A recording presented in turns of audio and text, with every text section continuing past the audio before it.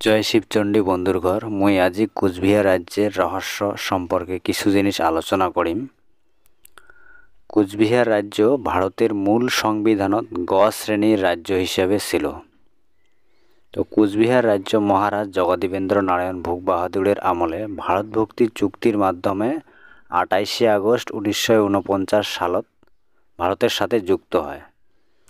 আর এই পবিত্র ভূখণ্ড বিভিন্ন সময় বিভিন্ন নামে পরিচিত ছিল, যেমন সত্যযুগত স্বর্গপুরী বা ইন্দ্রপুরী বা দেবপুরী নামে পরিচিত ছিল, ত্রেতা যুগত মিথিলা নামে পরিচিত ছিল, আর দাপর যুগত প্রাগজ্যোতিষপুর নামে পরিচিত ছিল, আর কলিযুগত কামরূপ কামতাপুর বর্তমানে কোচবিহার ভূখণ্ড নামে পরিচিত।